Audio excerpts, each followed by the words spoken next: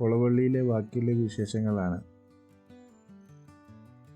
ആദ്യം പോയ കടവിൽ ഞങ്ങൾക്ക് മീനൊന്നും കിട്ടാത്തതുകൊണ്ട് ഞങ്ങൾ താഴെയുള്ള ചെറിയൊരു കടവിലേക്ക് പോയി നോക്കുകയാണ്. ഒരു വയൽ കടന്ന് വേണം അപ്പുറത്തെ കടവിലേക്ക് എത്താൻ. അപ്പോൾ വയലിലേക്ക് ഫുള്ളും വെള്ളം കയറി കിടക്കുന്നതുകൊണ്ട് ഞങ്ങൾക്ക് അപ്പുറത്ത് എത്താൻ ചെറിയ ബുദ്ധിമുട്ടാണ്. എന്നാലും ഞങ്ങൾ എങ്ങനെയൊക്കെയോ അവിടേക്ക് എത്തി. അങ്ങനെ ഞങ്ങൾ ആ കടവിലെത്തിയപ്പോൾ സുഹൃത്ത് അവിടെ ഒറ്റയ്ക്ക് നിന്ന് വീശിക്കൊണ്ടിരിക്കേണ്ടിയിരുന്നു. ഞാനൊന്ന് മൂപ്പറിൻ്റെ അപ്പുറത്ത് നിന്ന് 2-3 വീശി നോക്കി. ആകപ്പാട് വെള്ളം കയറി കിടക്കുന്നതുകൊണ്ട് മീനൊന്നും കിട്ടിയില്ല.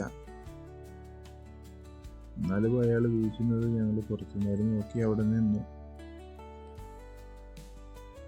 ഞങ്ങൾക്ക് ഇതൊരു പുതിയൊരു കാഴ്ചയല്ലെങ്കിലും കൂടെ വന്നവർക്ക് ഇതൊരു പുതിയൊരു കാഴ്ചയാണ്.